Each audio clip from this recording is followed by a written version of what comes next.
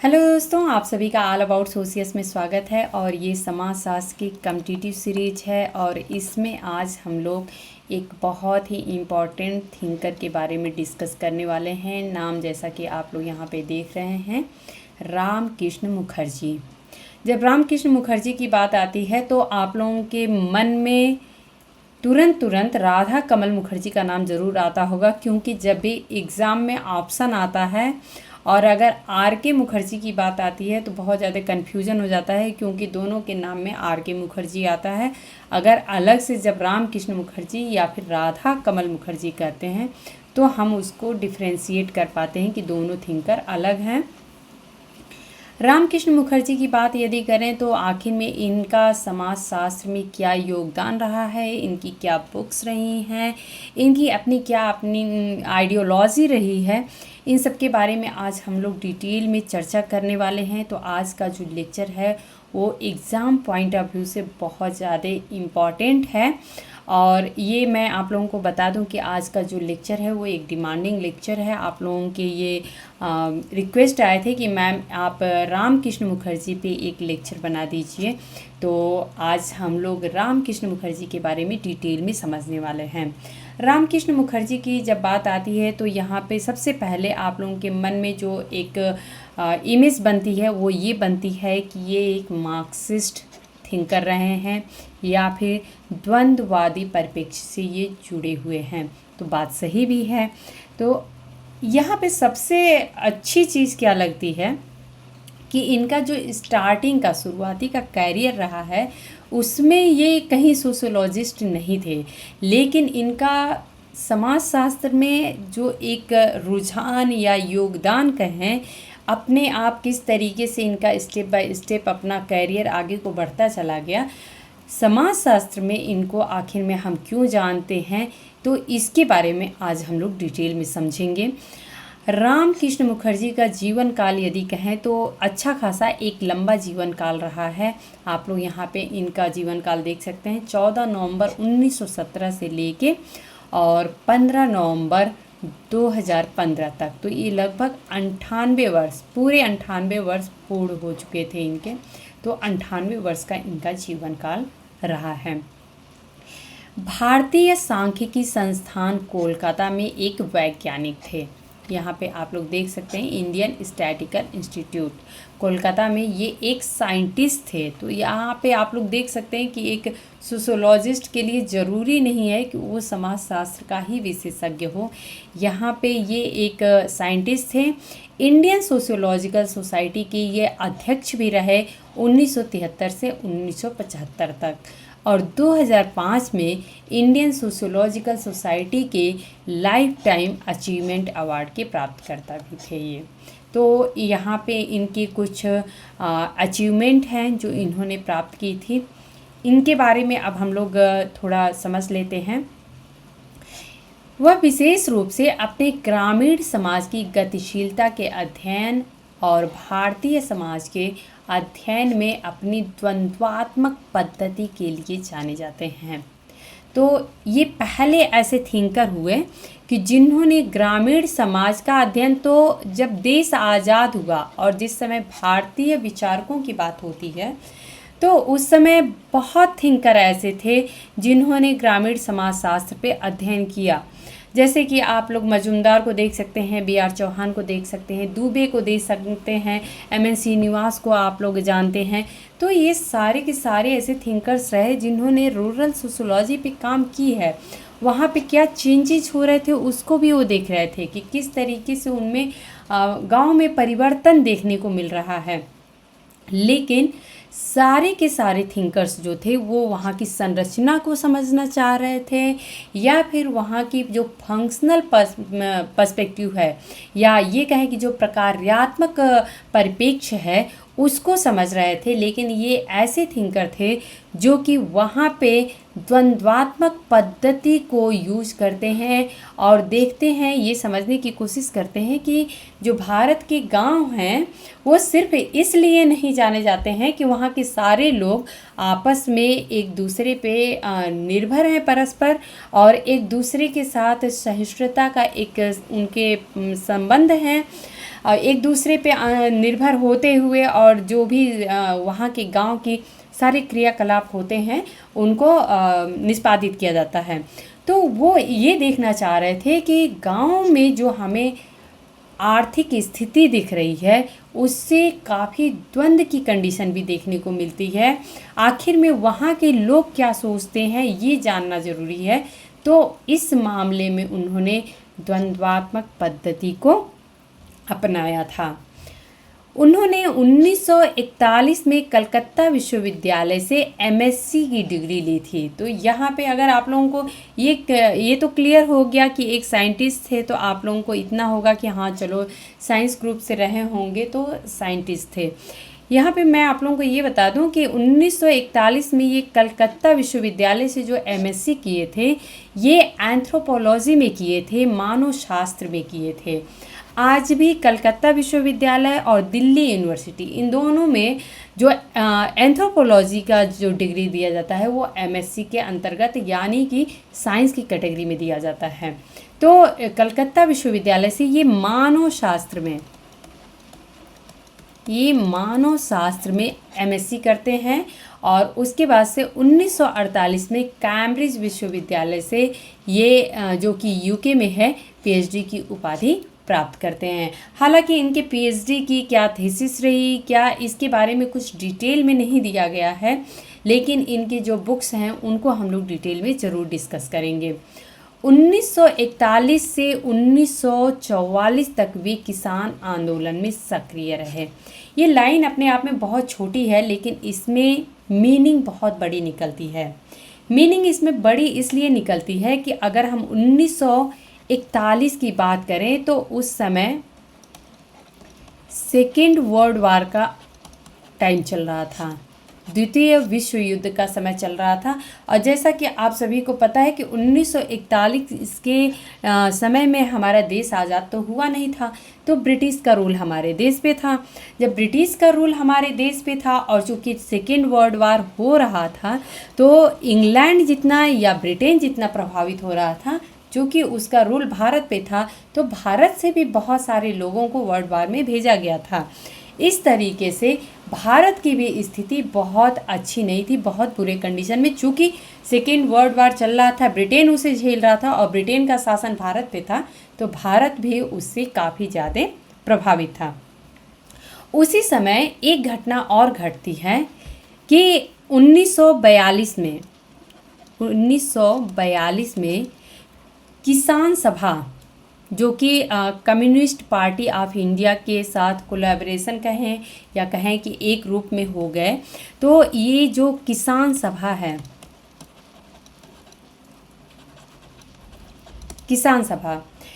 सभा हमें देखने को मिलती है और ये उससे जुड़ते हैं रामकृष्ण मुखर्जी। ऐसा इसके पहले की एक और कहानी है कि ऐसा कहा जाता है कि जो रामकृष्ण मुखर्जी थे वो चूँकि एक बहुत ही अच्छे फैमिली से थे और काफ़ी समय इनका शहरों में ही बीता था, तो ये गांव में लगभग 19-20 साल की उम्र तक ये गांव में कभी गए ही नहीं थे। वहाँ पे ये एक बार बाद में जाते भी हैं और जाने के बाद से उनको जो वहाँ का माहौल था उतना नहीं अच्छा लगता, फिर वो वापस भाग आते हैं, वापस आ जाते हैं। उसके बाद से लेकिन जब ये अपनी पढ़ाई पूरी कर लिए थे, मास्टर डिग्री जब ये कर लेते हैं, तो उसके बाद से इनका फिर मन होता है कि एक बार हम जाएं और वहाँ पे देखें। आखिर में गांव को वो समझना चाह रहे थे कि गांव का क्या स्ट्रक्चर है, वहाँ पे लोग ऐसे हैं तो क्यों हैं, आखिर में उनकी इस बदहाली के पीछे कारण क्या है। तो 1942 में ये किसान सभा से जुड़ते हैं जो कि आजकल ऑल इंडिया किसान सभा के नाम से है। तो और ये जो है वो CPI communist party of India से जुड़ा हुआ था। तो ये कम्युनिस्ट विचारधारा आप लोगों को पता है, सीपीआई जो है पार्टी है वो कम्युनिस्ट विचारधारा को लेकर चलती है। तो इसको ये भी कह सकते हैं कि मार्क्सिस्ट विचारधारा को लेकर चलती है। तो ये प्रभाव रामकृष्ण मुखर्जी के ऊपर देखने में आता है। इसके साथ एक घटना और घटती है 1943 में जो बंगाल में भूखमरी की कंडीशन आई थी, अकाल पड़ा था।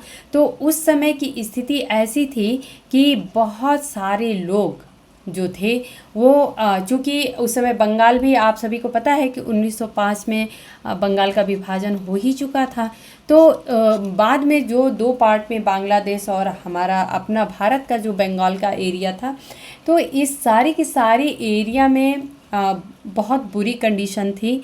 और जो कि बंगाल में जो एक अकाल का स्थिति आया था, उससे भूखमरी जो थी ही, वो तो स्थिति थी, लेकिन उसके साथ ही बहुत सारी बीमारियां भी फैल गईं, जैसे कि हैजा हुआ, मलेरिया हुआ, इस तरीके की बीमारियां बहुत ज़्यादा बड़े लेवल पे फैल गई थी।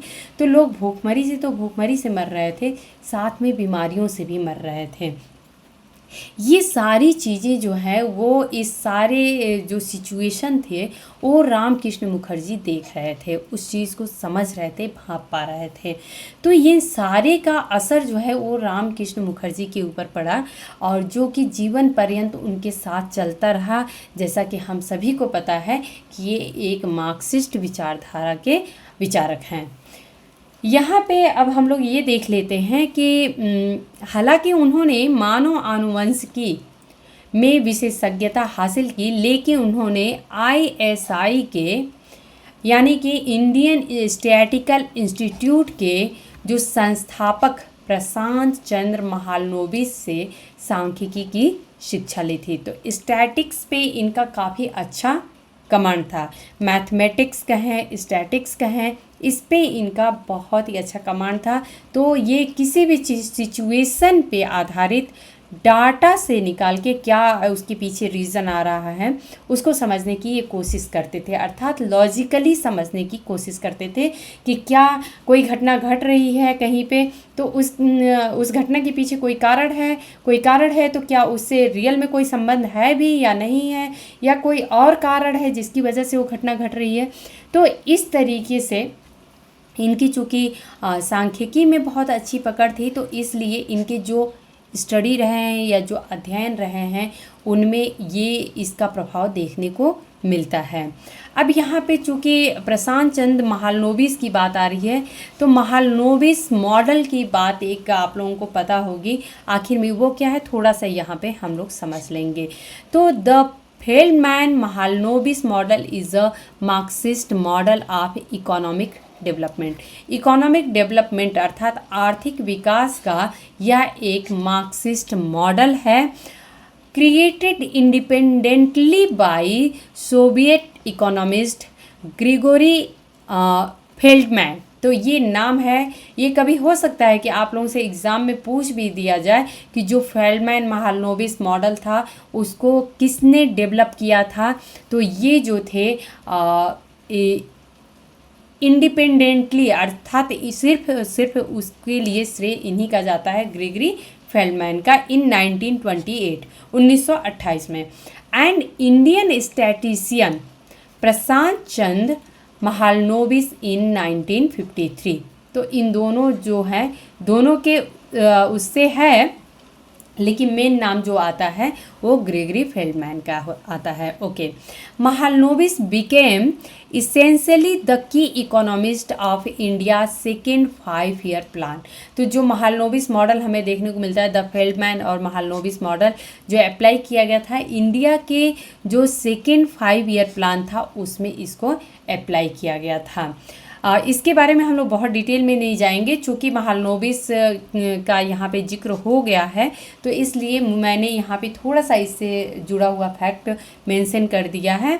Becoming subject too much of India's most dramatic economic debates. तो उस समय की स्थिति आप सभी को पता है कि इंडिया तुरंत जो है भारत आज़ाद हुआ था, और जो पहली 5-year प्लानिंग आई थी 1951 से 1956 के लिए, तो उसमें बहुत सारी, चूँकि पहली बार सारी चीज़ें हो रही थी, बहुत सारे प्रॉब्लम्स भी देखने को मिला। उसके बाद से सेकेंड जो 5-year प्लान था तो पहले जो मॉडल की कमियां थी उन्हीं को संभालते हुए और फिर ये प्लान जो है वो लाया गया था, क्योंकि उस समय ये इंडिया की स्थिति ऐसी थी कि ऑलरेडी बहुत ज़्यादा डिसबैलेंस कंडीशन में था और उसको इकोनॉमिकली इस्टेब्लिश होना था। इसके लिए ये जो है सेकेंड आप लोग याद रखिएगा 5 ईयर प्लान से जुड़ा हुआ है, the Feldman Mahalanobis model. Okay, और ये एक मार्क्सिस्ट मॉडल था, इकोनॉमिक डेवलपमेंट पे आधारित, तो ये आप लोग ध्यान रखिएगा। ओके, इनके कैरियर का अगर हम लोग देख लें कि इन्होंने अपने लाइफ में क्या अचीव किया है, तो 1948 और 1949 में वह महामहिम सामाजिक सर्वेक्षण लंदन के मुख्य अनुसंधान अधिकारी थे और 1949 में तुर्की सरकार के सलाहकार और 1952 में लंदन स्कूल ऑफ इकोनॉमिक्स के सलाहकार रहे थे। उन्होंने भारतीय अध्ययन संस्थान में एक प्रोफेसर के रूप में अपना कैरियर शुरू किया था। 1953 से 1957 तक जर्मनी में बर्लिन के हम्बोल्ट विश्वविद्यालय में वो अपना सेवा दिए थे। ओके, वह 1977 से 1989 तक संयुक्त राज्य अमेरिका में बिंघमटन बोलते हैं विश्वविद्यालय में सहायक प्रोफेसर थे। तो 1953 से 1957 तक जर्मनी के बर्लिन के हम्बोल्ट विश्वविद्यालय में वो असिस्टेंट प्रोफेसर की तरह थे और 1977 से 1989 तक वो बिंघमटन विश्वविद्यालय में सहायक प्रोफेसर थे। 1944 से 1979 में अपनी सेवानिवृत्ति तक अपना अधिकांश पेशेवर जीवन उन्होंने भारतीय सांख्यिकी संस्थान में बिताया, अर्थात इंडियन इंस्टीट्यूट ऑफ स्टैटिस्टिक्स में उन्होंने बिताया था। ओके, नेक्स्ट हम लोग ये देख लेते हैं कि उनका आखिर में समाजशास्त्र से संबंधित क्या योगदान रहा है या कार्य रहा है। तो यहाँ पे सबसे पहले एक नाम आ रहा है डीबी मुखर्जी का, ये एक ऐसे विचारक हैं, इनको भी आप लोग मार्क्सिस्ट विचारधारा से जोड़ के ही देखते हैं।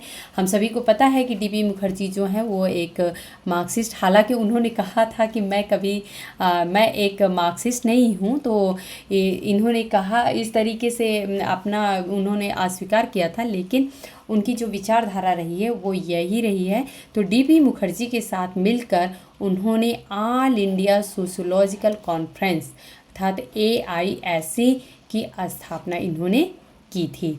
तो डीबी मुखर्जी के साथ रामकृष्ण मुखर्जी मिल के ऑल इंडिया सोशियोलॉजिकल कॉन्फ्रेंस की स्थापना किए थे। उन्होंने भारत और विदेशों में सामाजिक विज्ञान संस्थानों और पत्रिकाओं के लिए सलाहकार के रूप में भी काम किया था। उनके काम के साथ कृषि, सामाजिक संरचना और परिवर्तन का विषय 1960 और 70 के दशक के अंत में लगभग 2 दशकों के अंतराल के बाद भारतीय समाजशास्त्र में फिर से प्रकट हुआ था।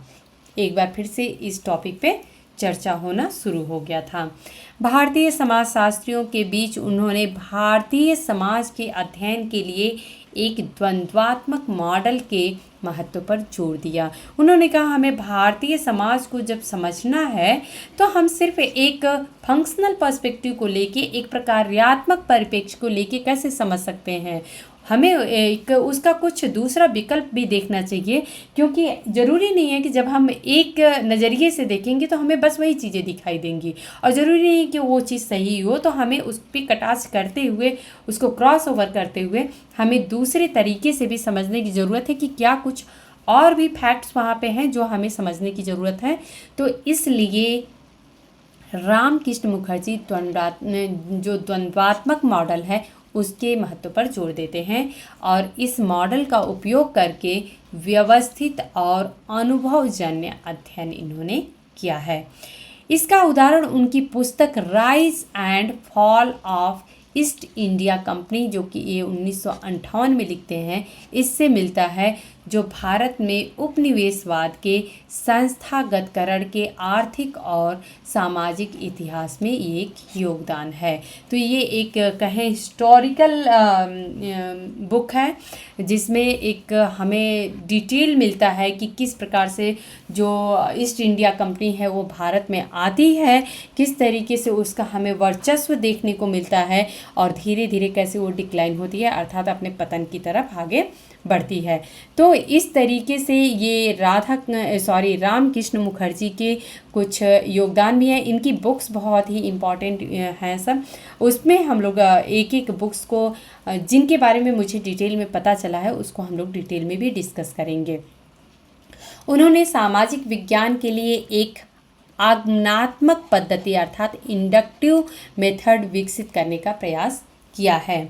उनकी अनुसंधान रुचियों में आनुवंशिकी, परिवारों के वर्गीकरण में अध्ययन, ग्रामीण समाज, ऐतिहासिक समाजशास्त्र, ये की पॉइंट है, आप लोग ध्यान दीजिएगा। रामकृष्ण मुखर्जी जो है वो ऐतिहासिक समाजशास्त्र पे ज़्यादा जोर देते हैं। संस्कृतिकरण की समस्याएं क्या हैं, ये भी मार्क्सिस्ट विचारधारा की तरफ इंडिकेट कर रही है कि हम सिर्फ संस्कृतिकरण को नहीं देख रहे हैं, संस्कृतिकरण के अंदर समस्याएं क्या हैं वो हम समझने की कोशिश कर रहे हैं। सामाजिक संकेतक अनुसंधान शामिल थे।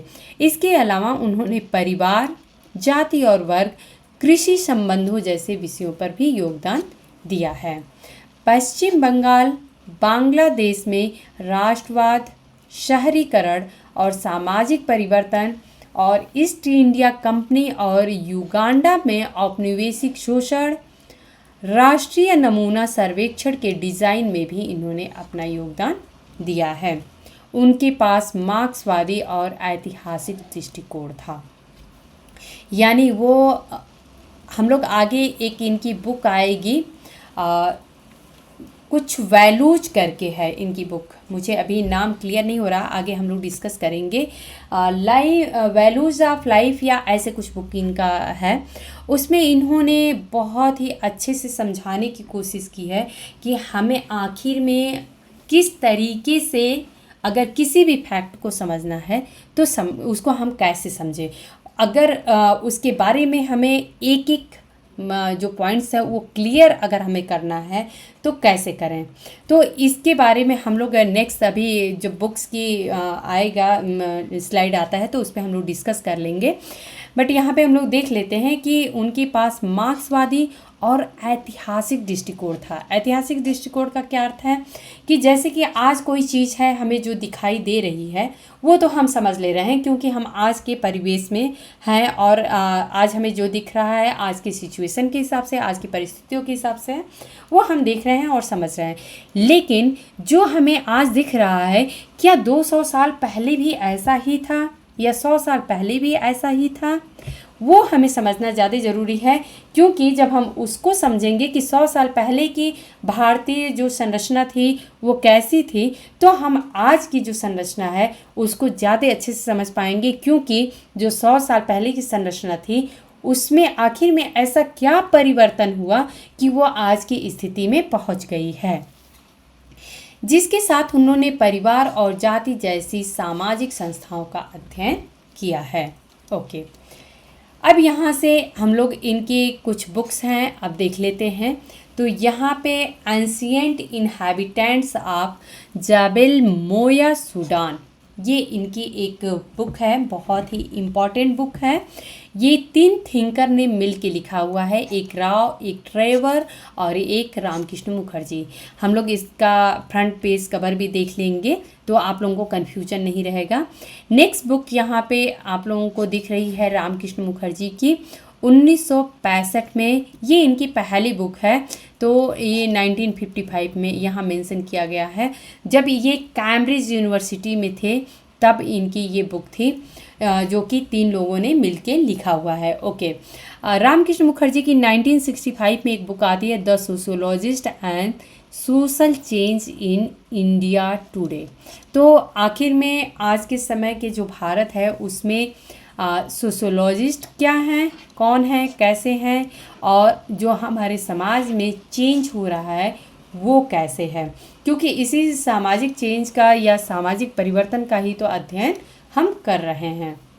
ओके, एक इनकी बहुत ही इम्पॉर्टेंट बुक है, 1971 में आती है, 6 विलेजेस ऑफ बंगाल। इसको आप लोग बिल्कुल स्किप नहीं कीजिएगा, एक बहुत ही इम्पॉर्टेंट बुक है। इसके बारे में आगे हम लोग डिटेल में थोड़ा सा चर्चा भी करेंगे। ओके, इनकी एक बुक और है, ये भी बहुत ही इम्पॉर्टेंट बुक है। 1957 में ये बुक आती है, the dynamics of a rural society, a study of the economic structure of Bengal villages. तो यहाँ पे आप लोगों को एक हिंट मिल चुका है कि इस बुक में क्या है, the dynamic of rural society. तो डायनेमिक्स मीन्स हमेशा परिवर्तित होने वाला, और ये रूरल सोसाइटी, तो रूरल सोसाइटी में किस प्रकार से परिवर्तन देखने को मिलता है ये इस बुक में दिया गया है। और लेकिन किस पर्सपेक्टिव में, स्टडी ऑफ इकोनॉमिक स्ट्रक्चर। जैसा कि आप सभी को पता है कि ये एक मार्क्सिस्ट विचारक रहे हैं, तो इन्होंने इकोनॉमी को देखने की कोशिश की कि जो गांव की इकोनॉमी है उसकी कंडीशन क्या है और उसके अनुसार वहाँ की सोसाइटी किस प्रकार से आपस में एक दूसरे से जुड़ी हुई है।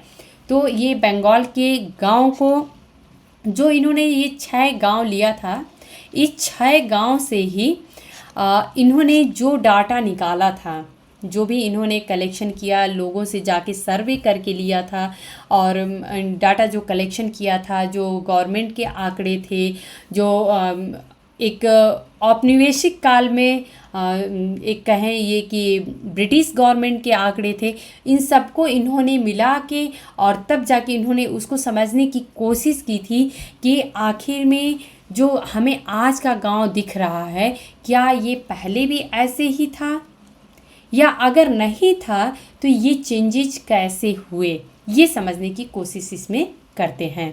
ओके, इनकी एक बहुत ही इम्पॉर्टेंट बुक और आती है 1958 में, the rise and fall of east India company, a sociological appraisal. तो ये एक बहुत ही इम्पॉर्टेंट बुक है, the rise and fall of the east India company. बस इतना ही याद रखना है आप लोगों को। ओके, सोशल इंडिकेटर्स करके इनकी एक बुक है, ये भी अपने आप में बहुत ही इम्पॉर्टेंट बुक है, family and planning in India.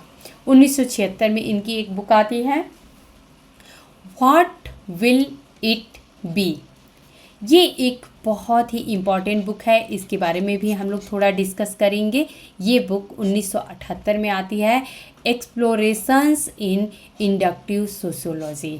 तो इंडक्टिव सोशियोलॉजी में एक्सप्लोरेशंस का काम इस बुक ने किया है। ओके, नेक्स्ट बुक देख लेते हैं हम लोग, क्लासिफिकेशन इन सोशल रिसर्च। चूँकि आप सभी को पता है कि एक साइंटिस्ट थे, एक जो इंडियन स्टैटिकल इंस्टीट्यूट था, वहाँ पे ये प्रोफेसर थे। तो आप लोगों को यहाँ पे उनकी जो बुक्स हैं उसमें भी आप लोगों को उनकी छवि दिखाई दे रही होगी। इन्होंने सोशल रिसर्च पे लिखा है, तो क्लासिफिकेशन इन सोशल रिसर्च 1984 में बुक आती है। मुखर्जी की एक बुक और आती है, the measure of time in appraisal of social reality. ये बुक भी अपने आप में एक यूनिक बुक है, क्योंकि यहाँ पे आप लोगों को नाम जैसा कि लिखा हुआ है आप लोग समझ सकते हैं, द मेजर ऑफ टाइम। ये टाइम को मेज़र करने की बात कर रहे हैं, किस में, in the appraisal of social reality. हमारे जो सामाजिक वास्तविकता दिख रही है, सामाजिक संबंध दिख रहे हैं। तो मुखर्जी ऐसा कहते हैं कि जो हमारे फिजिकल क्वांटिटी है, जैसे कि हम 4 किलोमीटर जाते हैं, 2 घंटे काम करते हैं, इनमें तो हम मेज़र कर लेते हैं कि हाँ, टाइम को एक मेज़र कर सकते हैं कि 2 किलोमीटर जाने के लिए हमने कितना टाइम लगाया, या फिर हम 2 घंटे बैठ के पढ़ रहे थे। इस तरीके से हम फिज़िकल जो क्वांटिटी है उसके लिए तो हम मेज़र कर लेते हैं, लेकिन जो हमारे रिश्ते हैं, जो हमारे सामाजिक संबंध हैं, जो हमारी सामाजिक वास्तविकता दिखती है, हम उसके लिए क्या मेज़र करें, हमारे लिए उसका क्या जो समय बीत रहा है, या हमारे संबंधों के एक जो समय बीत रही है पीढ़ी दर पीढ़ी, क्या हम उसको मेज़रमेंट करने के लिए हमारे पास कुछ ऐसा है कि हम मेज़र कर सकते हैं। तो इस बुक में इन्होंने इसको डिस्क्राइब करने की कोशिश की है कि हमारे रिश्तों को मेज़र करने के लिए, हमारे संबंधों को मेज़र करने के लिए, हमारे जो सामाजिक वास्तविकताएं दिख रही हैं, जो समाज में संरचनाएं दिख रही हैं, इसको मेज़र करने का कोई पैमाना है क्या। तो ये बात मुखर्जी इस बुक में लिखते हैं। ओके, एक बुक इनकी और है, Uganda and historical accident, class, nation and state formation. तो उगांडा पे अगर आ जाए कि उगांडा पे किसने अध्ययन किया था भारतीय थिंकर्स में, तो ये रामकृष्ण मुखर्जी हैं। आप लोग ज़रूर याद रखिएगा। एक बुक इनकी, यही बुक मैं आप लोगों को बता रही थी, द क्वालिटी ऑफ लाइफ। ये बहुत ही इम्पॉर्टेंट बुक है इनकी, और ये 1989 में आई थी, 1989 में आई थी। Valuation in social research, the quality of life, valuation in social research. ये बुक आप लोग बिल्कुल स्किप मत करिएगा, बहुत ही ज़्यादा इम्पॉर्टेंट बुक है इनकी। वाई यूनिटरी सोशल साइंस, ये बुक भी इनकी अपने आप में बहुत ही ज़्यादा इम्पॉर्टेंट है। इस बुक में ये क्या कहना चाहते हैं, जिस प्रकार से राधा कमल मुखर्जी की यदि हम बात करें, तो राधा कमल मुखर्जी ने भी इसके बारे में बात की है। राधा कमल मुखर्जी जो हैं वो इनडिसिप्लिनरी सोशोलॉजी की बात करते हैं। वो ऐसा मानते हैं कि जो और भी सब्जेक्ट्स हैं, जैसे कि पॉलिटिकल साइंस हुआ, इकोनॉमिक्स हुआ, जो भी इस तरीके की साइंस, सोशल साइंसेस के सब्जेक्ट हैं, या फिर उसमें सोशोलॉजी भी आ जाता है, तो इन सब को हम एक साथ जोड़ के क्यों नहीं देख पाते हैं, एक प्लेटफॉर्म पर रख के क्यों नहीं समझ पा रहे हैं। वही सेम सिचुएशन यहाँ पे रामकृष्ण मुखर्जी ने वाई यूनिटरी सोशल साइंसेस, ये बुक लिखते हैं। ये कहते हैं कि क्यों नहीं हम जितने सोशल साइंसेस हैं इन सबको यूनाइट कर सकते हैं, अर्थात एक प्लेटफॉर्म पे हम क्यों नहीं ला सकते हैं। तो जिस प्रकार से राधा कमल मुखर्जी इंटरडिसिप्लिनरी सोशल साइंसेस की बात करते हैं कि आखिर में ये सारे सब्जेक्ट जो हैं वो हम एक ही प्लेटफॉर्म पे, एक रूपता में लाके और इसको समझें या नहीं समझें, उसी सेम कॉन्सेप्ट को वाई यूनिटरी सोशल साइंस में रामकृष्ण मुखर्जी कहते हैं कि आखिर में एक रूपता में सभी जो सामाजिक विज्ञान है, ऐसा क्यों। तो ये उस पर प्रश्नवाचक चिन्ह लगाते हुए ये बुक लिखी गई है। अगली बुक इनकी है सिस्टेमेटिक सोशियोलॉजी। इसमें सोशियोलॉजी को एक सिस्टेमेटिक तरीके से समझने के लिए क्या पैटर्न होना चाहिए, क्या हमें उसके बारे में थ्योरी होनी चाहिए, किस तरीके से हमें एक सिस्टेमेटिक तरीके से समाजशास्त्र को समझना चाहिए, उसके बारे में इस बुक में लिखा गया। और ये उनकी बुक प्रकाशित हुई थी 1993 में। एक बुक इनकी और आती है, West Bengal family structure 1946 to 1966, an example of viability of joint family. और वायबिलिटी क्या होता है? वायबिलिटी का मतलब ये है कि आखिर में डेवलपमेंट मान सकते हैं या विकास। तो एक जॉइंट फैमिली जो है उसका किस प्रकार से विकास होता है या वो अपने फॉर्म में बना रहता है, ये एक एग्जाम्पल के रूप में ये लेके और इस बुक को इन्होंने लिखा है, West Bengal family structures. Okay, next book है इनकी 1991 में प्रकाशित होती है, सोसाइटी, कल्चर एंड डेवलपमेंट। ये भी एक इनकी बहुत ही इम्पॉर्टेंट बुक है। मुखर्जी की एक बुक और आती है, सोशियोलॉजी ऑफ इंडियन सोशियोलॉजी। तो ये जो बुक है ये 1979 में आती है, और इस बुक में जो है वो जो इंडियन सोशियोलॉजी है, भारतीय समाजशास्त्र, आप लोग देख सकते हैं भारतीय समाजशास्त्र का समाजशास्त्र, तो जो लगभग 1975 मान सकते हैं, 1975 तक में भारत में समाजशास्त्र का क्या स्वरूप देखने को मिला, उसी के बारे में ये लेख का एक कलेक्शन है। तो ये जो बुक है, सोशियोलॉजी ऑफ इंडियन सोशियोलॉजी, ये 1975 तक में क्या क्या समाजशास्त्र में भारतीय परिप्रेक्ष्य में क्या क्या विकास हुआ और किस स्टेज में सोशियोलॉजी पहुंचती है, उसी के बारे में इस बुक में लिखा गया है। इनके कुछ जर्नल हैं उसके बारे में हम लोग डिस्कस कर लेंगे, क्योंकि जर्नल से भी कभी कभी क्वेश्चन पूछ दिए जाते हैं। तो यहाँ पे आप लोगों को 3 नाम दिख रहा है, घोष का, महालनोबिस और मुखर्जी। ये जो है जेस्टर में ये जो लेख था वो प्रकाशित हुआ था, a sample survey of after effect of the Bengal feminine. तो जो बंगाल की त्रासदी आई थी उसके बाद का ये एक सैम्पल सर्वे लेख जो है वो इनका 1946 में प्रकाशित हुआ था। ये एक लेख है जो कि सोशियोलॉजिकल बुलेटिन में प्रकाशित हुआ था 1962 में, sociologist and social change in India. अगला लेख देख लेते हैं, some observations on diachronic and synchronic aspect of social change, social science information. तो ये एक इनका लेख है जो कि 1968 में प्रकाशित हुआ था। मैंने यहाँ पे इसलिए मेंशन कर दिया है कि कब क्वेश्चन कहाँ से पूछ देता है, कुछ हम ऐसा नहीं सोच सकते, इसलिए हमें अपना एक ब्रॉड व्यू लेके चलना पड़ेगा कि जितना हो सके किसी के बारे में जो भी इंफॉर्मेशन है वह हमें पता होना चाहिए। नहीं भी अगर हमें याद रहता है, एटलीस्ट एक बार हम सुने रहते हैं तो हमारे माइंड में वो छपा हुआ रहता है कि हाँ कुछ तो ऐसा इनके बारे में सुना हुआ है। Okay, social background of Bangladesh, ये इकोनॉमिक एंड पॉलिटिकल वीकली में इनका लेख छपा था 1972 में।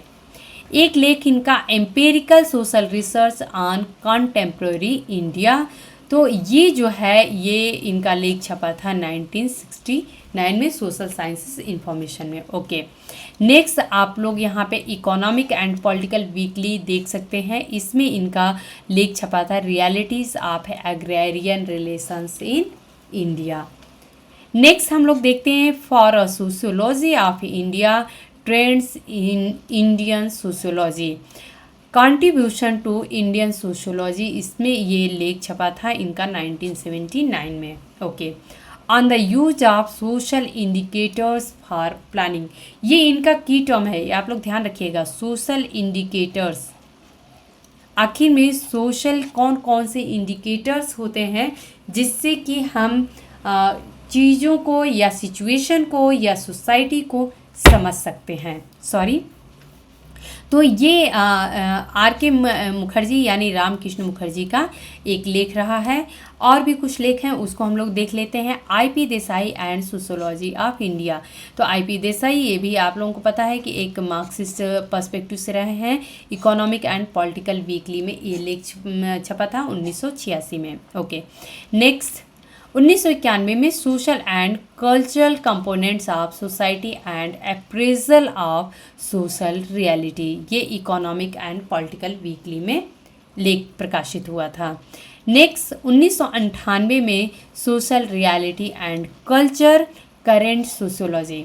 Okay, next the sociologist and the social reality, इसी से इनकी फिर बुक का नाम भी आया है जो कि हम लोग अभी डिस्कस किए हैं, ये 1974 में था।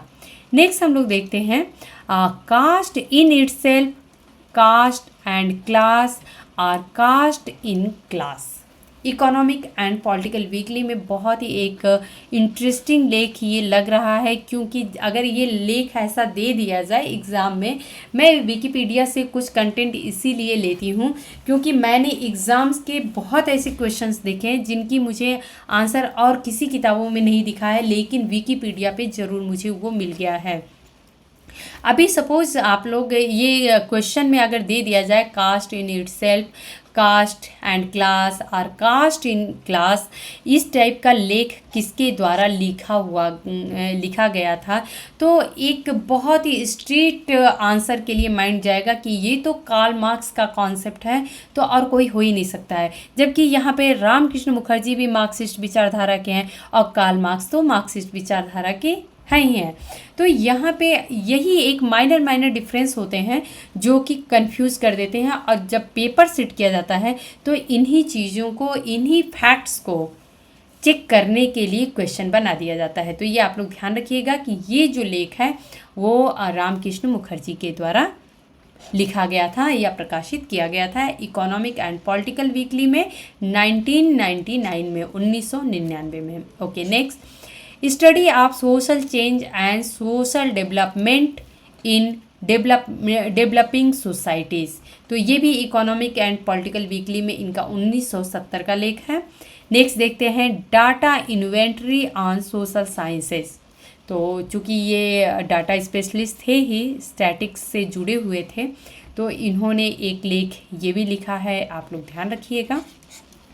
और एक लेख यहाँ पे और है, राधा कमल मुखर्जी ऑन नोट। इस सोशियोलॉजिकल बुलेटिन में ये लेख भी रामकृष्ण मुखर्जी के द्वारा है 1989 में। तो ये आप लोग ध्यान रखिएगा। ओके, अब हम लोग इनके कुछ बुक्स को देखेंगे जिनके बारे में थोड़ा हम लोग डिस्कस भी कर लेंगे। तो यहाँ पे आप लोगों को एक बुक दिख रही है, the rise and fall of the east India company. Already मैं आप लोगों को बता चुकी हूँ कि जो ये बुक है ये मेनली देखा जाए तो हिस्टोरिकल पर्सपेक्टिव से है। ये इसमें इन्होंने ऐतिहासिक पद्धति को कम्प्लीटली यूज़ किया है और इन्होंने इस बुक में ये बताने की कोशिश की है कि किस प्रकार से ईस्ट इंडिया कंपनी भारत आती है, अपने एक ऊंचाई पे पहुंचती है, ऊंचाइयों को छूती है और किस प्रकार से अपनी ही नीतियों के तहत पतन की तरफ बढ़ती है। तो ये बुक जो है ये इसी को डेडिकेटेड है। ओके, ये बुक आप लोगों को जो वहाँ पे कंफ्यूज कर सकती थी, the ancient inhabitants of Jebel Moya Sudan, ये पहली बुक जो हम लोग डिस्कस किए थे। यहाँ पे आप लोग राइटर्स नेम देख सकते हैं, रामकृष्ण मुखर्जी, राधा कृष्ण राव और जी.सी. त्रेवर। तो इन तीनों लोगों ने मिला के और तीनों लोगों के द्वारा ये बुक लिखी गई है, the ancient habitants of Jebel Moya Sudan. तो ये आप लोग जरूर याद रखिएगा। आप लोगों को ये भी पता है कि युगांडा पे इन्होंने अध्ययन किया है, तो ये भी एक फैक्ट है। ओके, अब बात करते हैं हम लोग द क्वालिटी ऑफ लाइफ की। वैल्यूएशन इन सोशल रिसर्च, ये बुक अपने आप में इतनी ज़्यादा इम्पॉर्टेंट बुक है। ऐसा ये माना जाता है कि जो इनकी बुक्स हैं उसमें सबसे ज़्यादा थिक बुक कहेंगे या सबसे ज़्यादा पेजेज, सबसे ज़्यादा मोटी बुक जो है वो यही है। और इस बुक के बारे में हम लोग एक एक करके थोड़ा डिटेल में समझ लेते हैं। तो क्वालिटी ऑफ लाइफ आखिर में क्या है, हम लोग इसको वैसे तो अगर बहुत ही डिटेल में समझेंगे तो बहुत ज़्यादा लंबा हो जाएगा लेक्चर, बट मैं इसको ब्रीफली जस्ट समझाने की कोशिश ये कर रही हूँ कि क्वालिटी ऑफ लाइफ, आखिर में लाइफ की क्वालिटी क्या होती है, हम उसको कैसे मेज़र कर सकते हैं, उसके मेज़र करने का क्या क्राइटेरिया है। इससे मिलके एक शब्द और आता है, एक जो कॉन्सेप्ट है वो है लाइफ चांसेस का। आप लोगों को अगर याद हो लाइफ चांसेस किसका कॉन्सेप्ट है, ये है मैक्स वेबर का। मैक्स वेबर क्या कहते हैं, मैक्स वेबर लाइफ चांसेस के बारे में यही कहते हैं कि लोग आर्थिक रूप से कितने ज़्यादा समृद्ध हैं उसके हिसाब से, जो जितना आर्थिक रूप से समृद्ध होता है, बहुत सिंपल तरीके से समझते हैं कि जो जितना आर्थिक रूप से समृद्ध होता है उसकी लाइफ चांसेस जो हैं उसी के अनुसार डिपेंड करती हैं कि जितना अच्छा रहता है लाइफ चांसेस भी उनको ज़्यादा मिलते हैं, जिनके उतने अच्छे नहीं होते हैं लाइफ चांसेस भी नहीं उतने अच्छे होंगे। जैसे जिनके पास पैसा कम है तो वो बहुत अच्छे तरीके से एक अच्छी लाइफ लीड नहीं कर सकता है। या हम इसके लिए एक एग्जांपल में हम मज़दूर वर्ग को ले लेते हैं। जो मज़दूर होते हैं दिहाड़ी पे काम करते हैं, तो आप लोग सोच सकते हैं कि उनको डेली के अपने खुद के खर्चे चलाने के लिए उनको काम करने पड़ते हैं, इसलिए वो अपने भविष्य को नहीं सोच सकते हैं कि हम भविष्य में क्या करेंगे नहीं करेंगे। तो इसलिए वो एक ये भी नहीं सोच सकते हैं कि हम बहुत ज़्यादा हमें न्यूट्रिशन की ज़रूरत है, तो हमको जितना बॉडी के लिए पोषण की ज़रूरत है, न्यूट्रिशन की ज़रूरत है, उसके लिए हमको फल चाहिए, जो भी और ज़रूरत की चीज़ें हैं वो चाहिए, हमें प्रॉपर दाल खाना है, ये सारी चीज़ें वो ऐसा नहीं सोच सकते हैं। उनको पेट भरने के लिए चाहिए डेली के लिए। तो हम वहाँ पे उसके लिए एक लाइफ चांसेस अलग है। उसके बच्चों को पढ़ने के लिए, एक अगर दिहाड़ी पे कोई काम करने वाला मजदूर है, वो पढ़ने के लिए वो यही सोचेगा कि जो वहाँ की गवर्नमेंट के द्वारा फ्री जो स्कूल है, प्राइमरी स्कूल है, उसमें बच्चा चला जाए वही बहुत है। नहीं तो वो बाकी घर के काम में अपनी माँ का या भाई बहनों का हाथ बटाए, वो स्कूल नहीं जाए तो भी सही है। तो ये उनकी प्राथमिकता है। वहीं पे अगर हम अपर हायर क्लास की बात करें तो उनकी लाइफ चांसेस अलग होते हैं। वो सोचेंगे कि हमें प्रॉपर हमें अपना मेंटेन कैसे रखना है, मुझे हेल्दी रहना है, माइंड से भी हमें सही रहना है, जो हमारी ज़रूरतें हैं, जो हमारे ऐशो आराम के लिए जो चाहिए, हमें एक लेज़र लाइफ जीने के लिए चाहिए, वो सारी चीज़ों की रिक्वायरमेंट हमें चाहिए। हमें एक कार चाहिए, तो ये सारी चीज़ें उनकी लाइफ चांसेस जो होती हैं वो अलग होती हैं। ये कॉन्सेप्ट दिया गया था मैक्स वेबर के द्वारा।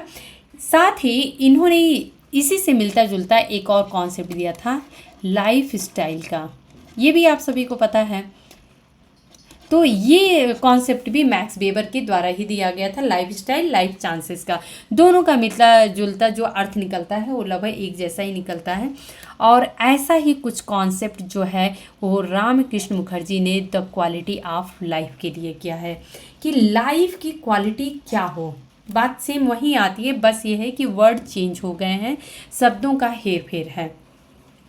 क्वालिटी ऑफ लाइफ का मतलब ये है कि आखिर में ऐसी कौन सी चीज़ें हैं, ऐसे कौन से पैमाने हैं जिससे हम कह सकते हैं कि हमारी लाइफ की गुणवत्ता अच्छी है। क्वालिटी मीन्स होता ही है गुण या गुणवत्ता हम बोल सकते हैं। तो हमारी जीवन गुणवत्ता जो है वो किस किस बातों पे निर्भर करती है, इसके भी बहुत सारे फैक्ट्स हैं। जैसे कि हम किसी एक बेस पे नहीं बोल सकते हैं। पहला बेस अगर हम निकालते हैं तो आय को निकालते हैं कि हम आय के बेस पे ऐसा कह सकते हैं। आप लोग यहाँ समझने की थोड़ा डिटेल में कोशिश करिएगा कि आय की बेस पे हम ये सोच सकते हैं कि जिसका आय कम होता है उसकी लाइफ ऑफ क्वालिटी उतनी अच्छी नहीं होगी, लेकिन वहीं पे जिसका आय या इनकम ज़्यादा है, जिसके पास पैसा ज़्यादा है, उसकी लाइफ ऑफ क्वालिटी अच्छी होगी। या फिर इसके लिए हम ये भी सोच सकते हैं कि दूसरा क्राइटेरिया हम ले सकते हैं रोज़गार को। जिसके पास रोज़गार है उसकी लाइफ ऑफ क्वालिटी अच्छी होगी, जिसके पास नहीं है उसकी उतनी अच्छी नहीं होगी। या जिसके पास रोज़गार अगर मान लेते हैं है, लेकिन जो क्लर्क है वो भी एम्प्लॉयड है, लेकिन जो क्लर्क है उसकी लाइफ ऑफ क्वालिटी अलग होगी। वहीं पे अगर कोई अफसर है, ऑफिसर रेंज का है कोई अगर पर्सन, तो उसकी life of quality of life जो है, जीवन की गुणवत्ता, वो अलग होगी। वहीं पे हम और तरीके से देख सकते हैं, स्वास्थ्य से देख सकते हैं कि जिसको स्वास्थ्य की सुविधा अच्छी होगी उनकी क्वालिटी ऑफ लाइफ अच्छी होगी, जिनकी नहीं होगी उनकी नहीं होगी। ऐसे ही शिक्षा को देख सकते हैं, इन्वायरमेंट को देख सकते हैं हम कि जहाँ पे अगर मान लीजिए कि हम बहुत अच्छी अच्छी सिटी में रहते हैं, दिल्ली में रहते हैं, मुंबई में रहते हैं, जो मेट्रोपॉलिटन सिटी हैं सब वहाँ पे रहते हैं हम लोग, तो वहाँ पे सब कुछ है, सारी सुख सुविधा है हमारे पास, लेकिन वहाँ पे हमें सही हवा नहीं मिल रही है, हम सही से सांस नहीं ले पा रहे हैं। अक्सर करके न्यूज़ में जो आता है आप लोग देख सकते हैं कि दिल्ली में जो ठंडी के समय में एक सिचुएशन आती है और उस समय स्मोक का जो दिखाई देता है, बहुत सारे न्यूज़ में आप लोगों को सुनने को मिलता है कि वहाँ की एयर क्वालिटी जो है वो बहुत ज़्यादा पुअर हो चुकी है, लोग सांस नहीं ले पा रहे हैं, घुटन जैसी फील होती है। तो वहाँ पे सारी सुख सुविधाएं होते हुए भी उनको एयर क्वालिटी अच्छी नहीं मिल रही है। तो हम ये नहीं कह सकते हैं कि कोई एक क्राइटेरिया पे हम कह सकते हैं कि क्वालिटी ऑफ लाइफ कैसी है या कैसी होनी चाहिए। यहाँ पे इन्होंने कहा कि हमें क्वालिटी ऑफ लाइफ को समझने के लिए 5 प्रश्नों को जानना ज़रूरी है। हम थोड़ा सा, बस ज़्यादा नहीं, थोड़ा डिटेल में समझ लेते हैं, क्योंकि सपोज हो सकता है कि क्वेश्चन कहाँ से एग्ज़ाम में पूछ दिया जाए, ये हमें से किसी को पता नहीं रहता है। तो पता रहे जब हमें उसके बारे में, तो हम ईज़िली समझ सकते हैं क्वेश्चन को और आंसर अटेम्प्ट कर सकते हैं। इन्होंने कहा कि सबसे पहले हमें ये जानना है कि क्वालिटी ऑफ लाइफ जो है वो क्या है। मैं यहाँ पे मेंशन करती हूँ, एक एक चीज़ को हम लोग समझेंगे।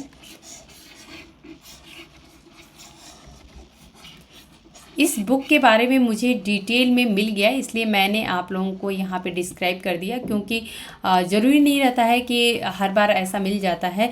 लेकिन ये बुक भी अपने आप में इम्पॉर्टेंट है, और इन्होंने इसमें कौन से पर्सपेक्टिव यूज़ किए हैं, क्या मेथड यूज़ किए हैं, हमें डिटेल में मिल गया। तो इसको हम लोग एक बार डिस्कस कर लेते हैं। ओके, तो इन्होंने कहा कि हमें क्वालिटी ऑफ लाइफ को जानने के लिए 5 प्रश्नों को जानना ज़रूरी है। पहला कि क्वालिटी ऑफ लाइफ क्या है, ये पहला प्रश्न है। दूसरा प्रश्न है कि क्वालिटी ऑफ लाइफ कैसे है, कैसे है। तीसरा प्रश्न ये कहते हैं कि क्वालिटी ऑफ लाइफ क्यों है, आखिर में है तो क्यों है, why, what, how, why. Okay, एक प्रश्न इनका ये भी उठता है कि क्या होगा, अगर अभी ऐसा है तो आगे चल के क्या होगा, जो कि आप लोगों को अक्सर करके ये जो प्रश्न है ये अक्सर करके इन फ्यूचर में क्या होने वाला है उसके बारे में जानने की जब हमें इच्छा होती है। तो जैसे कि अभी इलेक्शंस हुए थे, लोकसभा के इलेक्शंस हुए थे, तो अभी हमारे मन में ये एक क्यूरियसिटी बनी हुई है कि आखिर में कौन पार्टी जीतेगी, या एग्जिट पोल जो है वो क्या बता रहे हैं, तो क्या होगा, आखिर में आगे क्या होगा। एग्जिट पोल के जो जर्नलिस्ट होते हैं वो भी आगे जाके लोग यही क्वेश्चन लोगों से पूछते हैं, पब्लिक से, कि क्या होगा, कौन पार्टी जीतेगी। तो ये जो प्रश्न है क्या होगा, इन्होंने कहा कि ये भी हमें जानने की ज़रूरत है कि क्वालिटी ऑफ लाइफ अभी जो है वो तो ठीक है, आगे क्या होगा। ओके, और एक और प्रश्न ये कहते हैं कि क्या होना चाहिए, क्या होगा, वो तो जो होगा सो होगा ही, क्या होना चाहिए रियल में, आखिर में क्वालिटी ऑफ लाइफ, जीवन की गुणवत्ता रियल में क्या होना चाहिए। तो ये कुछ क्वेश्चन हैं जो कि ये बोलते हैं कि अगर जब हम इन प्रश्नों का आंसर ढूंढ लेंगे तब हम ये कह सकते हैं कि हमने एक अर्थपूर्ण शोध को अंजाम दिया है, या एक अर्थपूर्ण शोध किया है। तो ये बात सिर्फ क्वालिटी ऑफ लाइफ पे नहीं डिपेंड करती है। अच्छा, दूसरी चीज़ ये है, इन्होंने एक बात और कही है, इसी बुक में कही है इन्होंने, कि जो ये 5 प्रश्न निकलते हैं, क्या, कैसे, क्यों, क्या होगा और क्या होना चाहिए, इसमें आगे हम नहीं भी जोड़ते हैं, नॉट भी लगाते हैं, अर्थात क्या होगा, क्या है या क्या नहीं है। क्वालिटी ऑफ लाइफ क्या है, अगर सपोज कि क्वालिटी ऑफ लाइफ क्या है, जैसे हमने बोला कि ये मैथ की बुक है, ये मैथ की या गणित की, मान लेते हैं कि हमने बोला कि ये गणित की बुक है, तो गणित की बुक कैसे है, हमें कैसे पता चलेगा। हम ये कहेंगे कि इसके साथ ये भी कहेंगे कि ये साइंस की बुक नहीं है, या फिर ये हम कहेंगे कि ये सोशियोलॉजी की बुक नहीं है, क्योंकि ये सोशियोलॉजी की बुक नहीं है इसलिए गणित की बुक है। जैसे कि आप लोग प्रोबेबिलिटी में आप लोग देखते हैं कि अगर ये नहीं है तो ये होगा। तो इस तरीके से ये जो 5 क्वेश्चन है इसमें ये आगे नहीं भी लगाते हैं, बोलते हैं कि क्या है, इसका अर्थ हमको ऐसे भी निकालना है कि क्या नहीं है। अब आप लोगों को ये क्लियर हो रहा होगा कि ये मार्क्सिस्ट पर्सपेक्टिव को कैसे लेते हैं, क्योंकि इन्होंने ये समझने की कोशिश की, जब ये गांव का अध्ययन कर रहे थे तो ये गांव के अध्ययन में ये समझने की कोशिश कर रहे थे कि लोग तो देख रहे हैं कि हाँ ये संरचना है, और लोग एक बहुत ही अच्छे से फंक्शनल वे में, एक प्रकार्यात्मक तरीके से लोग एक दूसरे के साथ गांव में रहते हैं। वो ये समझने की कोशिश कर रहे थे कि इसमें से क्या नहीं है, अगर ऐसा है संरचना तो एक इसका एक पक्ष ये भी होगा कि इन सारी जो इसके महत्व हैं या जो इसकी विशेषताएं हैं उसमें से क्या इसमें नहीं है। तो अब यहाँ पे अगला जैसे है कि कैसे है तो कैसे नहीं है, क्यों है तो क्यों नहीं है। जब हम उसको क्रॉस ओवर करेंगे तभी हम, जैसे कि आप लोगों को कार्ल मार्क्स की जो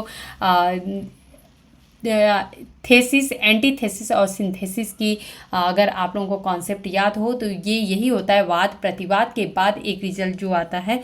तो वैसे ही ये समझने की कोशिश करते हैं कि क्या है क्या नहीं है, कैसे नहीं है, क्यों नहीं है, क्या होगा और क्या नहीं होगा, साथ ही क्या होना चाहिए, और उसके साथ ही हम ये क्या होना चाहिए तभी प्रूफ कर पाएंगे जब हमें ये पता हो कि क्या नहीं होना चाहिए।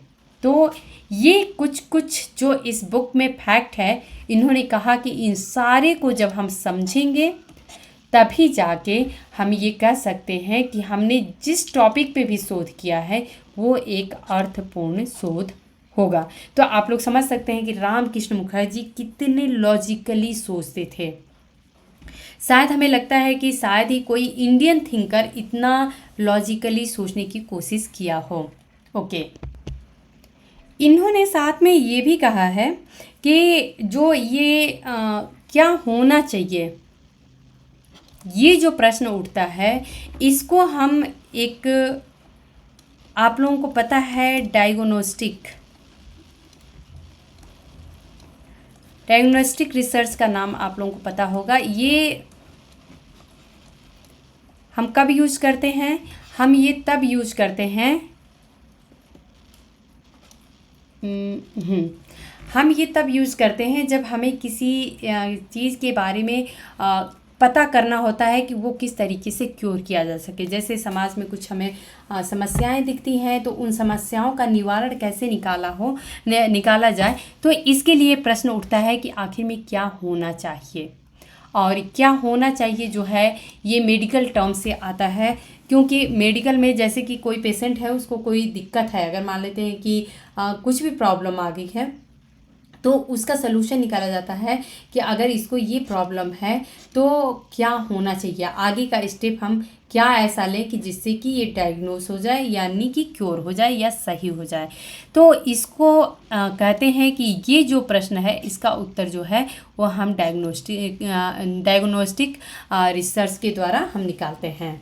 ओके, ये कहते हैं कि जो क्वालिटी ऑफ लाइफ है, यहाँ पे एक और इनका बहुत ही अच्छा, ये एग्ज़ाम पॉइंट ऑफ व्यू से एक इम्पॉर्टेंट फैक्ट है जो कि आप लोगों को समझना ज़रूरी है, तो उसको हम लोग यहाँ पे समझ लेते हैं। इसी बुक को ज़्यादा डिटेल में मैं आप लोगों को क्लियर करूँगी, बाकी उसके बाद से हम लोग जस्ट समझते हुए आगे चलेंगे। तो यहाँ पे इन्होंने कहा कि क्वालिटी ऑफ लाइफ को समझने और मेज़र करने के लिए इन्होंने, जैसे कि हम आप सभी को पता है कि ये एक्स एक्सिस होता है, ये वाई होता है, -y होता है और -x होता है। तो इन्होंने कहा कि 4 अक्षों पे हमें रख के समझना पड़ेगा। तो ये 4 अक्ष के फैक्टर कौन से हैं वो हम लोग देख लेते हैं। पहला ये कहते हैं कि सामाजिक जो संरचना है, आप लोगों को अब ये याद रखना है कि ये 4 अक्षों की बात करते हैं, ये 4 अक्षीय संरचना की बात करते हैं कि इन चारों को लेके ही हम क्वालिटी ऑफ लाइफ को समझ सकते हैं। तो ये है सामाजिक संरचना। ये कहते हैं कि हम समाज की जो संरचना है उसको समझे बिना हम क्वालिटी ऑफ लाइफ को नहीं समझ सकते हैं। अब जैसे कि अगर हम इसमें अगर बात करें तो इसमें सामाजिक संरचना में अगेन फिर सारी चीज़ें आ जाएंगी, आपका इनकम आ जाएगा, क्लास आ जाएगा, भारतीय परिप्रेक्ष्य में देखें तो कास्ट भी आ जाता है, क्योंकि हमारे कास्ट के हिसाब से भी समाज की जो हमारे भारतीय समाज की संरचना है वो काफ़ी हद तक दूसरे देशों से अलग दिखाई देती है। तो ये सारे फैक्ट्स आ जाते हैं। ओके, इन्होंने कहा कि कभी कभी होता है कि जो क्वालिटी ऑफ लाइफ है वो सामाजिक संरचना पे निर्भर करती है। कभी कभी होता है कि सामाजिक संरचना जो है वो क्वालिटी ऑफ लाइफ पे भी निर्भर करती है। अब जैसे कि अगर हम मान लेते हैं कि सामाजिक संरचना जैसी बनी हुई है समाज की, उसके अनुसार हम क्वालिटी ऑफ लाइफ की बात कर रहे हैं। तो अगर हम ये कह लें कि एक मान लेते हैं कि हाई प्रोफाइल के लोग हैं, बहुत ही रिच पर्सन लोग हैं, अमीर लोग जो होते हैं, तो अमीर लोग जो हैं वो उनके पास अच्छा खासा पैसा है। क्या सभी अमीर लोगों की स्थिति एक जैसी है? ये भी देखना पड़ेगा हमें कि जो अमीर लोग हैं उनमें चाहे जितने भी अमीर हों, लेकिन उनमें महिलाओं की स्थिति सही नहीं रहेगी। उसमें हमें महिलाओं की जो स्थिति है वो सही नहीं देखने को मिलेगी। भले महिला हाईली क्वालिफाइड हो, अच्छे पोस्ट पे वर्किंग हो, लेकिन घर पे आके उसे उन्हीं सारी जिम्मेदारियों के साथ जूझना पड़ेगा। तो जो सामाजिक संरचना होती है वो भी क्वालिटी ऑफ लाइफ को इफ़ेक्ट करती है, या हम बिना सामाजिक संरचना को समझे हुए क्वालिटी ऑफ लाइफ या जीवन की गुणवत्ता को नहीं समझ सकते हैं। अच्छा, ये जो सेकेंड फैक्ट कहते हैं वो ये कहते हैं कि जो समाज में मूल्य होते हैं, समाज के द्वारा जो मूल्य दिए गए हैं, इसको कहेंगे प्रोपोगेटेड मूल्य। यानी कि जो समाज के द्वारा मूल्य बनाए गए हैं कि लड़कियां ऐसे रहती हैं, लड़के ऐसे रहते हैं, घर में औरतों को ऐसे रहना चाहिए, एक अमीर को ऐसे रहना चाहिए, एक गरीब को ऐसे रहना चाहिए, या वर्ण व्यवस्था में बात करें तो ब्राह्मण ऐसे रहना चाहिए, क्षत्रिय वैश्य शूद्र को ऐसे रहना चाहिए। ये सारी चीज़ें समाज के द्वारा बनाई गई हैं, समाज के मूल्यों के द्वारा ये दिया गया है। तो उसके अनुसार भी हमको क्वालिटी ऑफ लाइफ को समझना पड़ेगा, जो कि समाज के द्वारा संरचित है, ऑलरेडी स्ट्रक्चर्ड है कि हमें ऐसे ही रहना है। उसके अनुसार भी हमें क्वालिटी ऑफ लाइफ को समझना पड़ेगा। तीसरा फैक्ट वो ये कहते हैं कि परस्यूड जो वैल्यू होती हैं, परस्यूड वैल्यू में कौन सा होता है? परस्यूड वैल्यू में आता है जो कि हम लोग अपनी खुद की बनाते हैं। जैसे कि अगर हमारा समाज के द्वारा जो दिया गया था, प्रोपोगेटेड जो वैल्यूज़ था, जो प्रोपोगेटेड वैल्यूज़ है अर्थात समाज के द्वारा जो बनाया गया वैल्यू है, उसमें ये होगा कि हमें जो लड़कियां हैं वो कैसे भी चाहे जितनी पढ़ लिख लें लेकिन घर के काम करनी चाहिए। लेकिन अभी हमारे जो परस्यूड वैल्यू हैं, यानी कि हमारे अपने खुद के जो वैल्यू हैं, वो हम इसी में से पढ़े लिखे लोगों में से बहुत लोग कहेंगे कि अरे नहीं ऐसा क्यों करना है, घर के काम दोनों लोग मिलके आराम से कर लो। मान लेते हैं हस्बैंड वाइफ हैं तो भाई ठीक है, दोनों वर्किंग है, दोनों काम पे जाते हैं, आने के बाद दोनों काम कर लें। ये कोई ज़रूरी नहीं है कि हाँ हस्बैंड आने के बाद से आराम से सोफे पे बैठा है और वेट कर रहा है कि हाँ वाइफ हमारी चाय बना के लाएगी तभी हम लोग पियेंगे। तो ये परस्यूट वैल्यू है, यानी ये हमारी द्वारा जो है हम क्या सही है क्या गलत है उसको डिसाइड करके हम आगे को इस समाज में अपने परस्यू कर रहे हैं, उसको कंटिन्यू कर रहे हैं कि नहीं हमें इसको चेंज करने की ज़रूरत है, जो कि ऑलरेडी समाज के द्वारा बनाया गया है। ओके, और चौथा फैक्ट ये कहते हैं एक्शन और रिएक्शन का, एक्शन और रिएक्शन का, क्रिया और प्रतिक्रिया का। इन्होंने कहा कि हर समाज में कुछ क्रियाएं होती हैं तो उसी के अपोज में कुछ प्रतिक्रिया भी होती है। जैसे कि समाज में बहुत सारे आप लोगों को आंदोलन देखने को मिले, या फिर हम अगर कहें भीमराव अंबेडकर की बात करें, महात्मा गांधी की बात करें, तो इन लोगों ने जो दिखा कि समाज में बहुत सारी कुरीतियां हैं, इनको हमें बदलने की ज़रूरत है, तो उसके लिए बहुत सारे आंदोलन भी हुए, बहुत सारे समाज सुधार भी हुए।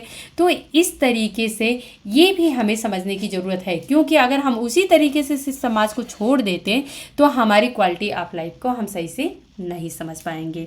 तो ये इससे जुड़े हुए कुछ फैक्ट जो है क्वालिटी ऑफ लाइफ से हैं। अच्छा, एक बात ये अपने मार्क्सिस्ट पर्सपेक्टिव में कहते हैं, ये भी आप लोग समझ लीजिए। यहीं पे थोड़ा सा लेक्चर लंबा हो जाएगा, बट ठीक है, हम लोग इसको एक लेक्चर में ही कंप्लीट करने की कोशिश करेंगे, क्योंकि फिर बढ़ जाता है तो कन्फ्यूजन भी हो जाता है। ओके, तो इन्होंने तीसरा पॉइंट जो कहा है, तीसरा पॉइंट वो ये कहते हैं कि हमें जो क्वालिटी ऑफ लाइफ है इसको दो पर्सपेक्टिव से देखने की ज़रूरत है, दो परिप्रेक्ष्य से। पहला परिप्रेक्ष्य ये कहते हैं, ये इन्हीं के टर्म हैं, ये इसलिए आप लोग ध्यान रखिएगा, इलाइट पर्सपेक्टिव की बात करते हैं, यानी जो इलाइट या अभिजन जो परिप्रेक्ष्य है उसके नज़रिए से देखने की। और दूसरा जो परिप्रेक्ष्य निकल के आता है वो है मार्क्सिस्ट पर्सपेक्टिव।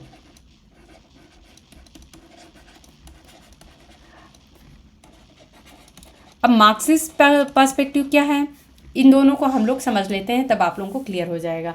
यही इसी जो तीसरी पॉइंट है इसमें आप लोगों को कम्प्लीटली रामकृष्ण मुखर्जी जो हैं एज अ मार्क्सिस्ट नज़र आएंगे। इलाइट पर्सपेक्टिव में ये नीड की बात करते हैं, ये इनके टर्म्स हैं, मैं बार बार बोल रही हूँ, ये आप लोग ध्यान रखिएगा। नीड की बात करते हैं, मार्क्सिस्ट पर्सपेक्टिव में ये वांट की बात करते हैं। अब ये दोनों में क्या अंतर है? नीड मीन्स हमारी ज़रूरत होती है, वांट मीन्स भी हमें चाहिए। दोनों का लगभग लगभग करके मीनिंग एक जैसा निकलता है, लेकिन दोनों अपने आप में बहुत ही अलग हैं। अब ये हम लोग समझते हैं। ये कहते हैं कि जो इलाइट पर्सपेक्टिव है, यानी अभिजन वर्ग की जो सोच है, वो क्या करता है? वो ज़रूरत पैदा करता है। वो देखता है कि हमारे लिए क्या ज़रूरत है, मतलब कि हम ऐसा क्या करें कि नीड को खुद बनाया जाए ताकि लोग उसको यूज कर सकें या उपयोग कर सकें। ओके, मार्क्सिस्ट पर्सपेक्टिव क्या कहता है, इसको हम लोग एग्जाम्पल से समझेंगे। मार्क्सिस्ट पर्सपेक्टिव क्या कहता है? वो कहता है कि वांट मीन्स हमें ये चाहिए, हम इसके बिना नहीं रह सकते हैं, ये हमारी एक बोलेंगे मोस्ट रिक्वायर्ड है, उसके बिना हम अपनी लाइफ सही से नहीं जी सकते हैं, तो ये वांट होता है। ओके, एग्जाम्पल से समझते हैं। जैसे कि इलाइट पर्सपेक्टिव ये कहेगा कि ठीक है, ओके, जो मार्क्सिस्ट पर्सपेक्टिव में अब कौन आएगा? मार्क्सिस्ट पर्सपेक्टिव में जो भी लोअर क्लास के लोग होते हैं वो मार्क्सिस्ट पर्सपेक्टिव में आ जाएंगे। इलाइट पर्सपेक्टिव में जो भी हायर क्लास के लोग हैं वो हमारे इलाइट पर्सपेक्टिव में आ जाएंगे।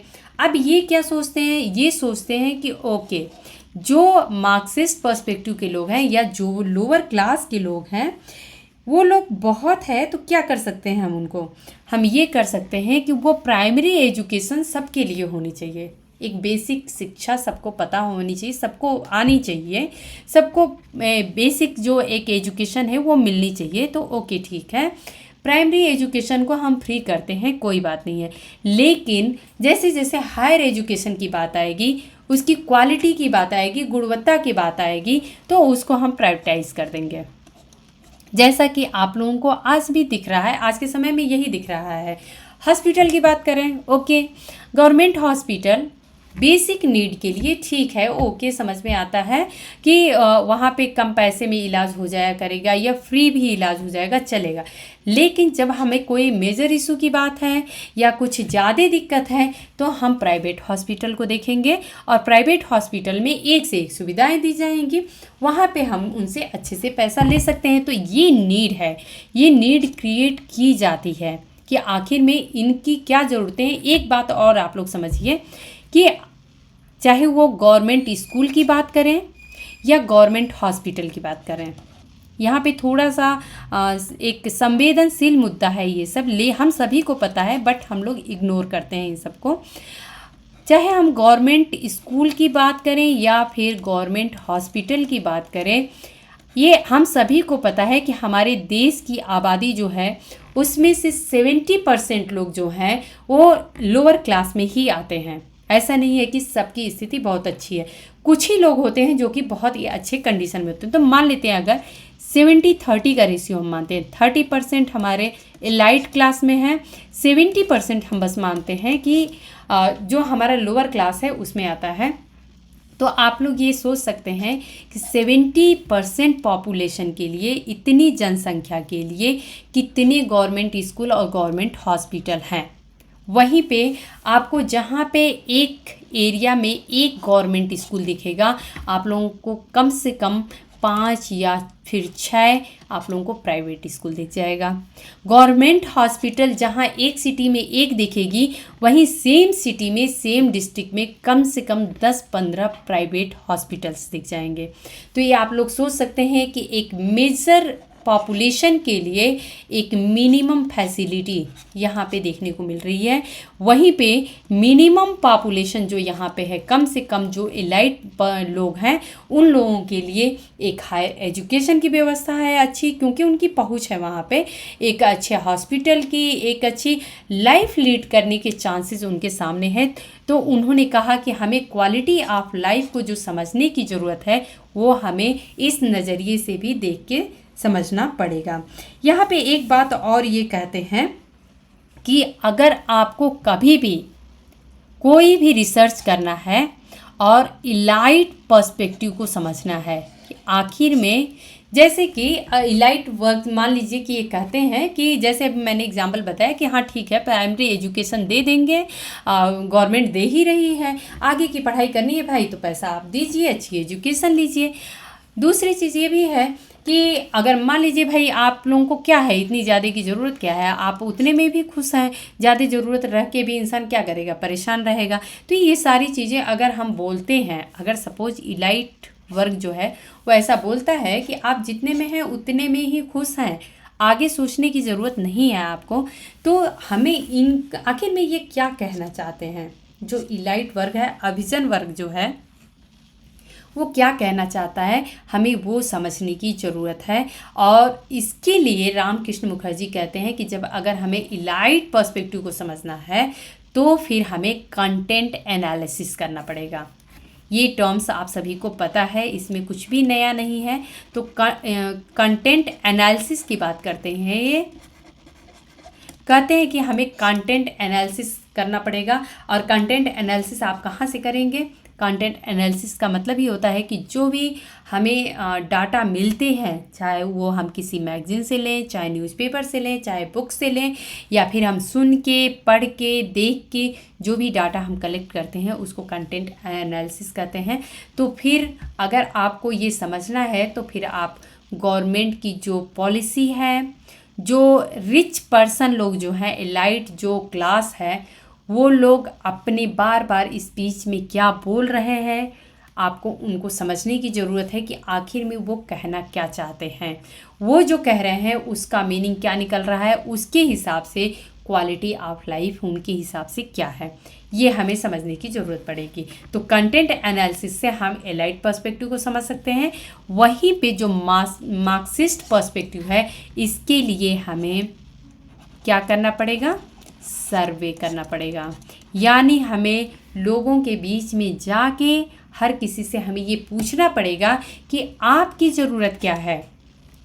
फिर वो बताएंगे कि हाँ नहीं, मुझे कुछ नहीं चाहिए, मुझे रहने के लिए एक छत चाहिए, मुझे पीने के लिए कुछ पीने लायक पानी चाहिए, शुद्ध पानी चाहिए, सही से रहने की व्यवस्था चाहिए, भरपेट खाना चाहिए। ये अपनी नीड बताते हैं कि हमारी क्वालिटी ऑफ लाइफ की परिभाषा क्या है और हमें क्या चाहिए। वहीं पे इनकी क्वालिटी ऑफ लाइफ की परिभाषा कुछ और है।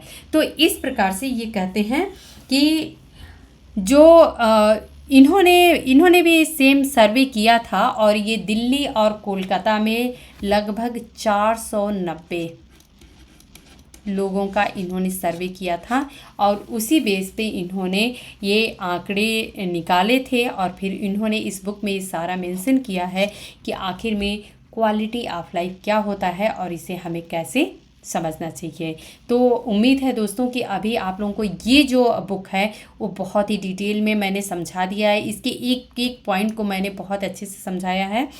यहाँ पे एक बुक और आती है, और अगर जो पिछला बुक था हम लोगों ने डिस्कस किया है, इसमें ऑलमोस्ट मैंने इनके जितने पॉइंट्स थे वो लगभग मैंने कवर किए हैं ब्रीफली।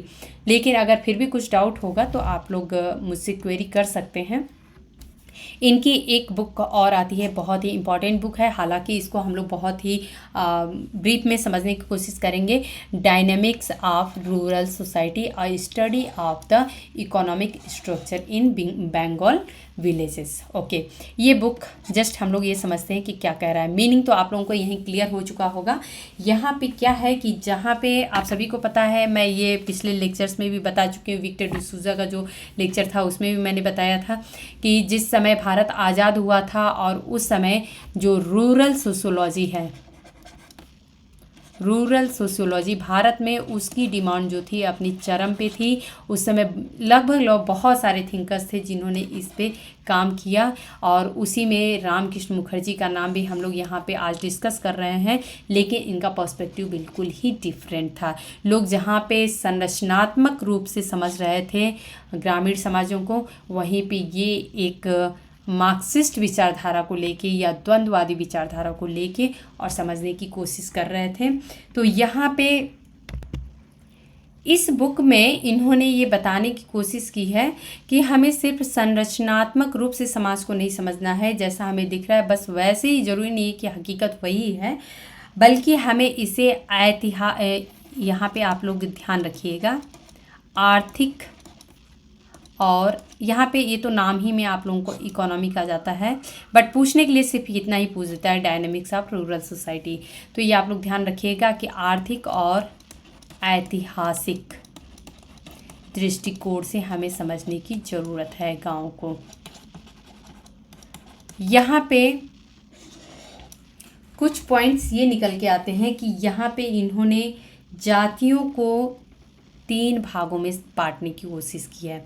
पहले तो इन्होंने देखा कि हर जगह पे हमें जातियाँ दिखती हैं, हर गांव में हमें जातियाँ दिखती हैं। तो इन्होंने कहा कि हमें जो समझने की ज़रूरत है, पहले तो यहाँ पे हमें सामाजिक संगठन कैसा है इसको समझना है। दूसरा, सामाजिक संरचना कैसी है यहाँ की,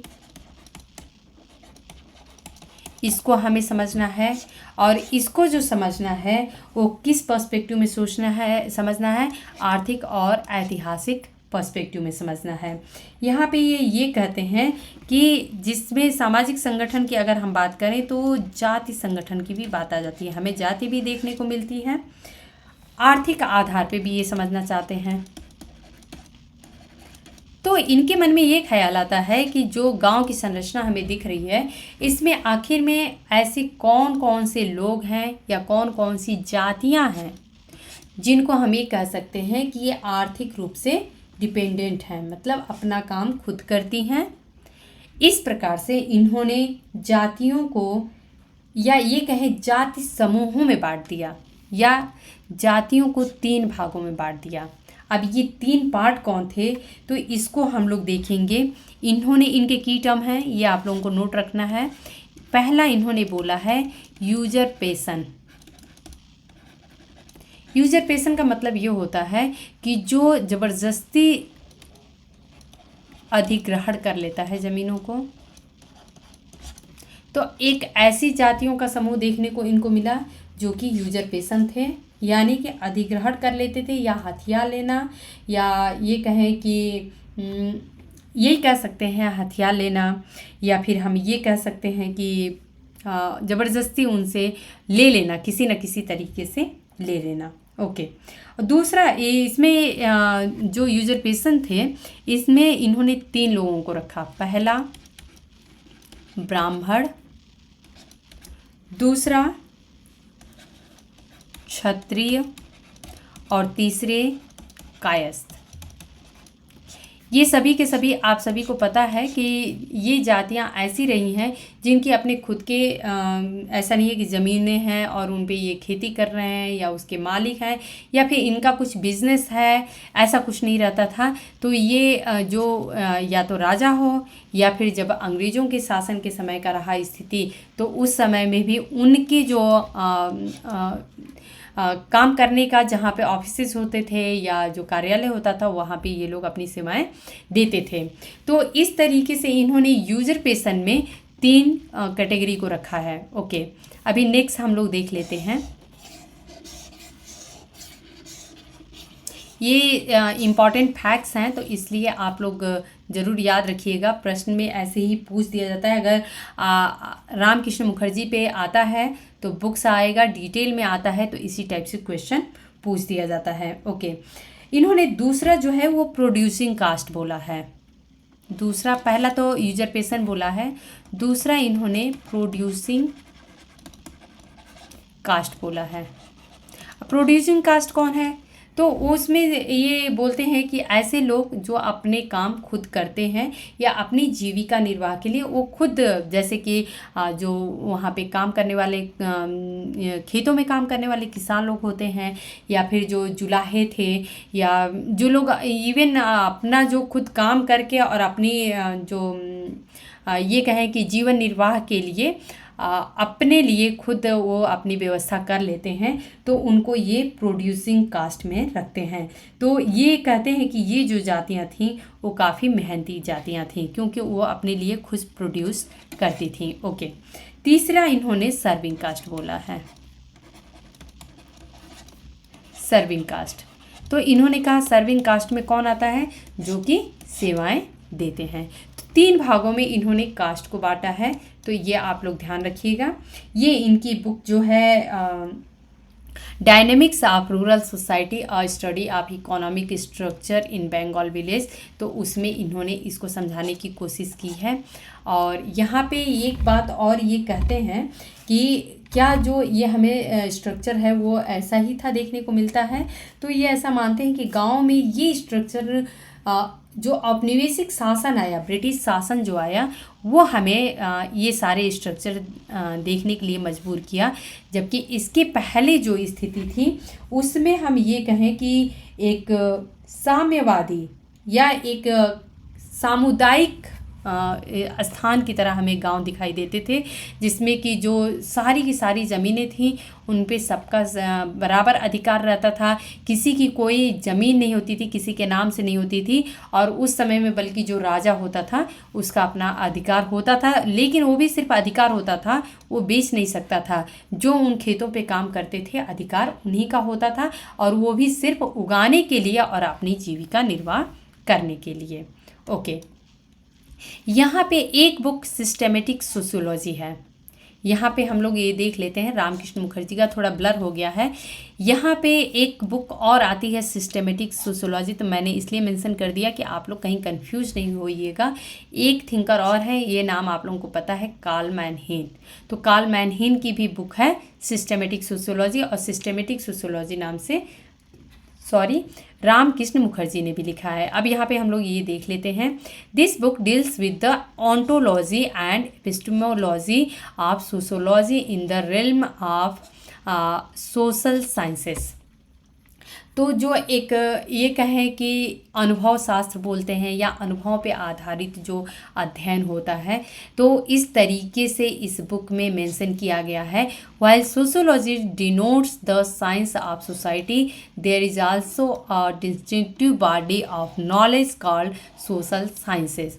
it is necessary therefore to specify the role of sociology under the aegis of social science, and to understand how sociology as a specialization forms a mutually exclusive part of a complex whole, namely the social sciences as a system. This then is the subject matter of system sociology. अब social ontology क्या होता है, यहाँ पे हम लोग देख लेते हैं। Specifically examines the social word and the entities that arise out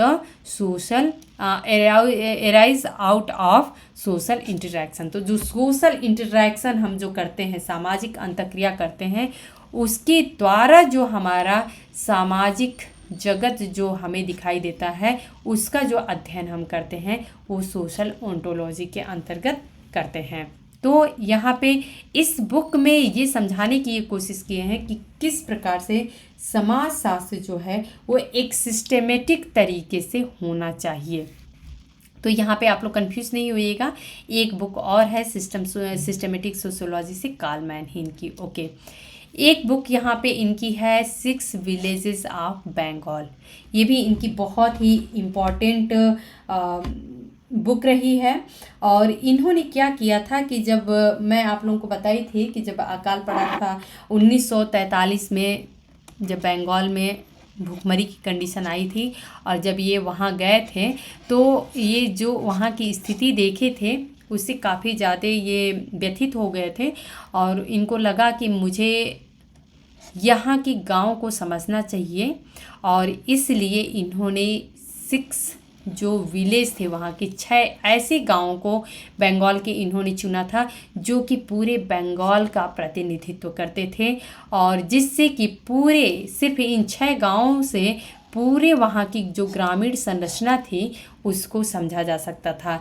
तो ये इन 6 गांवों का वहाँ पे उन्होंने अध्ययन किया था, और इन्होंने ये पाया था कि जो ये गांव थे वो एक अलग रूप में जो दिखे, जिसमें कि इन्होंने ऐसा पाया कि 6 भागों में इन्होंने 6 नहीं 9 भागों में इन्होंने देखा कि यहाँ पे 9 भागों में हम लोगों को कैटेगराइज कर सकते हैं। जो भी ग्रामीण संरचना देख रहे थे उसमें 9 भागों में लोगों को ये देख रहे थे। पहला इन्होंने कहा, यहाँ पे मैं लिख देती हूँ, पहला इन्होंने कहा कि जोतदार या फिर जिन्हें जमींदार भी कहते हैं, तो वो लोग हमें देखने को मिले। दूसरा जो है उच्च वर्गीय किसान। उच्च वर्गीय किसान कौन थे? जोतदार वो थे जिनको जो ब्रिटिश शासन थी उन्होंने इनको ज़मीनें दे दी कि ठीक है आप ज़मीनें आप रख के और बाकी लोगों से काम करवाइए। ज़मीनें इनकी हैं नहीं, जो ज़मींदार या जोतदार हैं ज़मीनें उनकी थी नहीं, उनको ये दे दिया गया जिम्मेदारी कि आप इन ज़मीनों को लीजिए और इन पे आप काम करवाइए, जो फ़ायदा होगा वो हम लोग देखेंगे। तो आप लोगों को अगर तेभागा आंदोलन याद हो बंगाल का, तो उसमें भी कंडीशन यही आई थी कि ये लोग जब काम करवाते थे तो आधा जो था वह आधा देते थे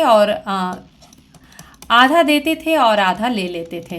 तो फिर यहाँ पे जो किसान वर्ग था जिनको लगता था कि हम सारी मेहनत तो हम कर रहे हैं, खेत भी हमारे हैं और हम आधा देते हैं और आधा लेते हैं, तो उस समय जो तेभागा आंदोलन हुआ था उस समय यही मुद्दा उठा था कि नहीं, हम आप लोगों को सिर्फ 1/3 देंगे, 1/3 भाग देंगे और जो 2/3 भाग है वो हमारे पास होना चाहिए।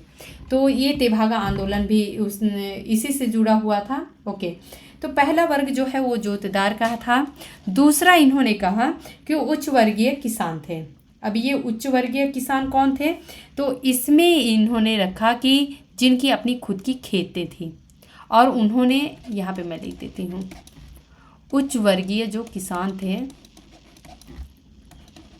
इनकी अपनी खुद की खेतें होती थी और ये उस पर अपना खुद काम करके अपनी फसल खुद उगाते थे। तीसरा जो इन लोगों को दिखा वो ये था कि जो बटाईदार किसान थे, एक तो उच्च वर्गीय किसान थे, एक किसान वर्ग और निकल के आता है जिनके पास छोटी मोटी अपनी खुद की ज़मीनें थी और उस पर ये अपना काम कैसे भी करते थे। चौथा वर्ग निकल के आता है कि बटाईदार थे, यानी कि जो बटैया पे हम लोग जैसा कि अपने गांव के भाषा में बोलते हैं कि बटाई पे हम लोग दे देते हैं कि ठीक है आप खेत हम नहीं कर सकते हैं तो आप करिए और उसका कुछ हिस्सा हमको दे दीजिएगा और कुछ हिस्सा आप ले लीजिएगा। तो बटाईदार देखने को मिल रहे थे। इनको वहाँ पे आधिहार भी कहते हैं। ओके, अगला जो कैटेगरी इनको देखने को मिला वो ये थे कृषक मजदूर। जो कृषक मजदूर थे यानी कि जो उनकी खुद की ज़मीनें नहीं हैं, उनके पास सिर्फ मजदूरी करने के अलावा कुछ नहीं है, तो खेतों में वो जाके दूसरों के खेतों में काम करते थे। ओके, अगला कैटेगरी इनको देखने को मिलता है ट्रेडर्स का। तो जो ट्रेडर्स थे यानी कि जिनके पास अपने खुद के बिजनेस थे, तो खुद के अपने बिजनेस थे या फिर जो जुलाहा लोग थे तो वो लोग देखने को मिले। ओके, नेक्स्ट में ये देखते हैं कि सेवा क्रमिक, जो सेवा देने वाले जो वर्ग हैं वो देखने को मिलते हैं। तो ये 6 हो गया, 7, 8 सेवा कार्मिक यानी जो सेवाएं देते थे, जैसे कि आप लोग धोबी देख सकते हैं, नाई देख सकते हैं, तो ये लोग सेवाएं देते हैं तो इनको सेवा कार्मिक कैटेगरी में रखे वो। और 9वां जो है जिनके पास कुछ भी नहीं है, ना तो काम है, जैसे कि वो लोग एक कैटेगरी में सिंपली हम मान सकते हैं कि भीख मांगने वाले लोग, यानी उनके पास अपना कुछ नहीं है, उनको अगर कोई दे दिया तो वो उन्होंने अपना पेट भर लिया, नहीं तो वो वैसे ही पड़े रहेंगे। तो इस तरीके से इन्होंने 9 वर्गों में बांट के देखा। इन्होंने साथ में ये भी देखा कि ये तो ठीक है, ये उस समय ये समझ रहे हैं कि अभी का स्ट्रक्चर ये देख रहे हैं। इन्होंने एक बात ये सोची कि क्या पहले भी यही स्थिति थी? तो ये क्या करते हैं कि अब यहाँ पे इनका ऐतिहासिक परिप्रेक्ष्य आता है। इन्होंने इतिहास को खंगालना शुरू किया और ये लगभग जब ईस्ट इंडिया कंपनी, आप सभी को पता है कि लगभग 200 वर्षों तक उन्होंने हमारे देश पे काम किया या राज किया, या ये कहें कि शासन किया। तो ईस्ट इंडिया कंपनी के भारत आने से पहले क्या स्थिति थी ये समझना चाह रहे थे रामकृष्ण मुखर्जी। उन्होंने ये देखा कि ईस्ट इंडिया कंपनी जब भारत आई थी उस समय जो जमींदारी या रैयतवारी इस तरीके का सेटलमेंट देखने को मिला था और ज़मीनें जो थी वो किसी के हाथ में दे दिया गया और वहाँ से ज़मीनों पे जो आधिपत्य है, लोगों का अधिकार है, वो दिखने लगा। इसके पहले का जो समय था, जो कि अगर मुग़ल शासन की बात करें या फिर जो उसके पहले के भी हिंदू राजा हुआ करते थे, उन लोगों की स्थिति ऐसी थी कि ज़मीनें जो थीं वो सामुदायिक थीं, यानी सबका उन ज़मीनों पे बराबर अधिकार रहता था। लोग फसल उगाते थे, अपनी जीविकापार्जन करते थे या ये कहें अपना जीवन निर्वाह करते थे। और यहाँ तक कि ऐसा भी कहा गया है कि जो ब्राह्मण वगैरह लोग होते थे और उनको यदि ज़मीनों को दान देना रहता था तो भी राजा को पहले इन्फॉर्म किया जाता था कि ऐसा हम सोच रहे हैं, और उन पे भी टैक्सेस लगाए जाते थे, क्योंकि हर कोई तो ये काम कर नहीं सकता था। तो इसलिए ये जो स्वरूप है वो देखने को नहीं मिलता था। अर्थात जो हम कहते हैं कि सपोज कोई छोटा सा चेंजेस होता है तो हमें लगता है कि अरे इससे क्या होगा, ये तो कुछ नहीं है, ठीक है ऐसा हो गया है तो कुछ बहुत बड़ा चेंज तो होने वाला नहीं है। लेकिन छोटी छोटी चीज़ों से कितनी बड़ी चेंजेस होते हैं वो यहाँ पे देखने को मिला। कि उन्होंने कहा कि जैसा 200 साल पहले हम देखें कि यहाँ पे इन गाँव में ऐसी कोई स्थिति नहीं थी, हालांकि थोड़ी सी हायरार्की देखने को मिलती थी उच्च नीच की, लेकिन कम से कम ऐसी स्थिति तो नहीं थी कि ज़मीन किसी के पास है किसी के पास नहीं है, कोई खाने को मर रहा है, कोई बहुत ज़्यादा अमीर है, ऐसी स्थिति नहीं देखने को मिलती थी। और ये स्थिति तब आई जब जमींदारी सेटलमेंट को जो ईस्ट इंडिया कंपनी है वो साथ लेके आती है, वो उन अपना इम्पोज करती है लोगों पे कि नहीं आपको ऐसे ही रहना है करना है। तो ईस्ट इंडिया कंपनी का जो इफ़ेक्ट था वो काफ़ी ज़्यादा पड़ा और उसकी वजह से ये सारा का सारा स्वरूप देखने को मिला था। तो इस तरीके से इन्होंने कुछ जो बुक्स के बारे में मुझे जितना डिटेल पता था मैंने आप लोगों को समझाया। और इनकी बुक्स बहुत सारी है, जैसा कि आप सभी को पता है कि ये लगभग 98 ईयर्स तक इनका जीवन काल रहा और ये अपनी आखिरी बुक जो है वो लगभग 2015 तक लिखे हैं। तो यानी कि 2015 में ही इनकी डेथ भी हुई थी और शायद उसी समय की इनकी आखिरी बुक भी है। तो ये कह सकते हैं कि अपने जीवन पर्यंत ये अपने लेखन में बहुत ज़्यादा योगदान दिए हैं, जो कि समाज शास्त्र के पर्सपेक्टिव से भी बहुत ज़्यादा इम्पॉर्टेंट है। तो उम्मीद है दोस्तों कि आप लोगों को आज का लेक्चर जो है वो काफ़ी ज़्यादा इन्फॉर्मेटिव लगा होगा। और यदि आप लोगों को मेरे लेक्चर पसंद आते हैं, आप लोगों को मेरे पढ़ाने का पसंद तरीका आता है, तो आप लोग हमें कमेंट करके ज़रूर बताइएगा।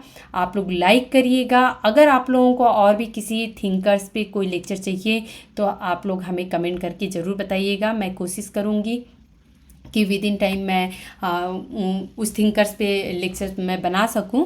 और अपने दोस्तों में ज़रूर शेयर किया करिए आप लोग, क्योंकि ये कुछ ऐसे मैटर्स होते हैं या ये बोलें कि ये कुछ ऐसे पॉइंट्स हैं या थिंकर्स हैं जिनके बारे में मैं ऑनलाइन भी देखी कि रामकृष्ण मुखर्जी पे क्या कुछ लोगों ने ऐसा मतलब कि लेक्चर बनाया है क्या, बट मुझे कुछ नहीं समझ में आया। मुझे कंटेंट भी कहीं बहुत ज़्यादा नहीं दिखा।